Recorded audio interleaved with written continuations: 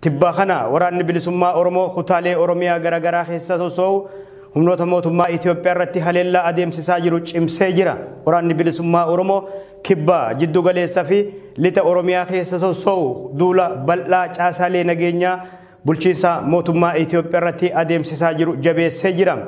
Qabsoo hidhannoon mirga ummata Oromoo sarbame deebisuuf falmii ganna hedduu lakkoofsisaa kan jiru waraanni bilisummaa Oromoo yeroo ammaa bifa adda ta'een meeshaalee waraanaa ammayyaa hidhatuudhaan humnoota mootummaa Itoophiyaa waliin falmarra jira.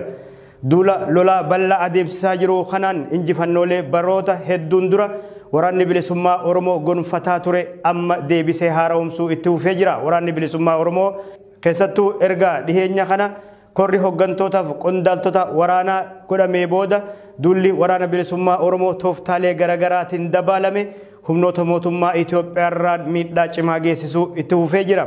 Waraanni bilisummaa Oromoo duula adeemsisaa jiru kanaan miseensota humna addaa poolisii Oromiyaa baay'ee hidhannoo guutuu waliin booji'ee marsaalee hawaasaa irratti viidiyoolee gaggabaabaa gadhiisaa jira. Kora dhiheenya kana taa'ameen marroo dirribaa ajajaa waraana bilisummaa Oromoo waliigalaa gammachuu abbooyyee itti aanaa fi odaa tarbii ammoo dubbi himaa waraana bilisummaa Oromoo idil addunyaa ta'uun kan muudaman yeroo ta'u kibba Oromiyaa keessatti waraanni bilisummaa Oromoo yeroo ammaa ummata kuma hedduu ta'u walitti qabee tarsimoo fi kaayyoo waraana bilisummaa Oromoo barsiisaa jira. Waraanni bilisummaa Oromoo naannolee to'ate keessatti jijjiiramaan booda kan hundeeffamee fi injifannoo qabsoo bilisummaa Oromoo gane jedhamee qabsoon kallattii hedduun kan irratti bilbilaa jiru paartii biltsiginnaa gama ilaaluutiin ummata barsiisaa jira. Miseensota humna addaa poolisii Oromiyaa booji'aman bakka dhaloota isaanii bara mooraa leenjii loltummaa itti seenanii fi eessatti leenji'anii fi garamitti akka bobbaafaman illee miseensi waraana bilisummaa Oromoo kun gaafataa jira. Maqaan keenya Gammachuu. Gammachuu eenyu? Gammachuu Xilahuun. Dhalataa eessaati? Shawaa Lixaa. Shawaa Lixaa. Mooraa mootummaatti yookaan mooraa bakka waraana mootummaatti bara meeqa galte? Kumlaa kudha sadii ji'a sadaffaa keessa. Eessatti leenjite? Bulbulaa. Ji'a meeqa leenjite? Ji'a afurii torbee sadii lamaan akkas. Maal leenjite? Makalaakiyaa moo maal leenjite? Dilee ani nu galchanii poolisii dilee ta'e san galmaa'ee achitti nu leenjisanii leenjii edda xumurree booda humna addaadhee carqee humna addaa fidee nutti kenne. Achi bobbaatan eessa galtan? Achi ba'ee Wallagga Lixaa Najjoorraa dhufe. Najjoodhaa eessatti jijjiiramte? Najjoorraa immoo aanaa Qondaalaati. Najjoo aanaa Qondaalaa banga. Aanaa Qondaalaa galte? Aanaa Qondaalaa keessa ammam turte? Akkas ji'a lama wayii ture. Gaantaa meeqaffaa turte achitti? Najjoo Qondaalaa gaantaa sadaffaa. Eeyyudha gaantaa maliin kee maqaan isaa? Maamush. Tiimii meeqaffaa irra turte? Tiimii meeqaffaa turte? Tiimii lammaffaa. Tiimii lammaffaa. Haa tolu. Haa ta'u. Eeyyudha maqaan kee? Shifarraa Mangistuu jedhama. Shifarraa Mangistuu yoo? Laggasaa. Eessatti leenjite? Bulbulaa. Bulbulaa. Bara meeqa leenjite? Bara 2012. Isachi bobbaatu eessa geesse? Aanaa Wallagga Lixaa jala boojii coqorsaati. Boojii coqorsaadha eessatti jijjiiramte? Qondaalatti dhufe. Qondaalaa gam turte? Qondaala ji'a afuraffaa keessa. Gaantaa meeqaffaa irra turte? Gaantaa afuraffaa irra. Tiimii meeqaffaa? Tiimii tokkoffaa. Tiimii tokkoffaa. Ana Amin Muhammad jedhama. Eenyu? Amin Muhammad. Amin Muhammad. Dhalataa eessaati? Arsii. Arsii. Mooraa bara meeqaa seente? 2012 seente. 2012 seente? Eessatti leenjite? Bulbulaadha.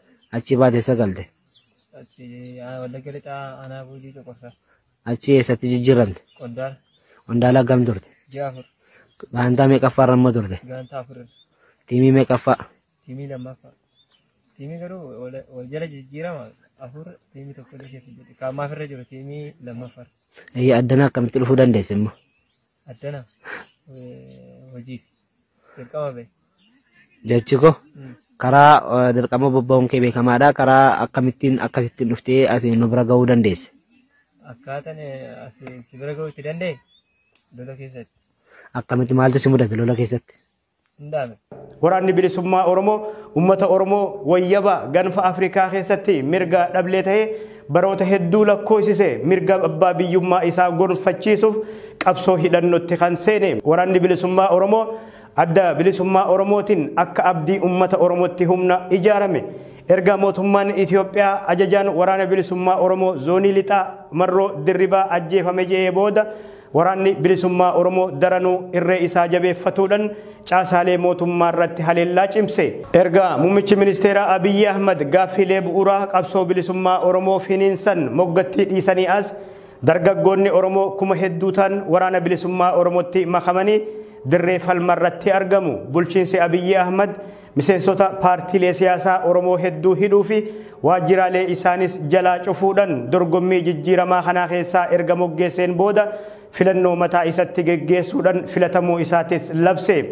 Dargaggoonni Oromoo kuma hedduu ta'an jijjiirama kana fiduu keessatti shoora addaa taphatan adeemsa muummicha ministeera Abiyyi Ahmaditti mufachuudhaan waraana bilisummaa Oromootti makamuuf dirqamanii jiru. Dubbi himaan waraana bilisummaa Oromoo obbo Odaa Tarbii waraanni bilisummaa Oromoo lola guyyoota sadiif adeemsiseen magaalota garii to'achuun himanii daandiilee Gimbiif Najjoo, Gimbii fi Danbidolloo wal qunnamsiisan akkasuma Naqamtee fi Bahardaar wal qunnamsiisanii fi Gidaamiif Asoosaa walitti hidhanillee qabachuu isaati fuula Tiwiitara isarratti kan barreesse. Kaampiin mooraa waraana raayyaa ittisa biyyaa Dhakaa Qallaa jedhamutti argamus to'annoo waraana bilisummaa Oromoo jala oolfamuu obbo Odaa Tarbii himanii jiru. Wallagga lixaa Laaloo Assaabii keessatti magaalaa Harroojjitti mooraa raayyaa ittisa biyyaa to'atee akka jirullee gabaafamaa jira. Waraanni bilisummaa Oromoo kibbaa lixaa fi jiddugaleessa Oromiyaa keessatti caasaalee mootummaa irratti tibba kana haleellaa jabeessuudhaan miseensota poolisii addaa Oromiyaa meeshaalee isaanii guutuu waliin booji'uu itti fufee jira. Akkasuma Wallagga Baatti tan argamtu magaalaan Kalalaatis waraana bilisummaa Oromootiin qabamtee akka jirtu guutuu gabaafame.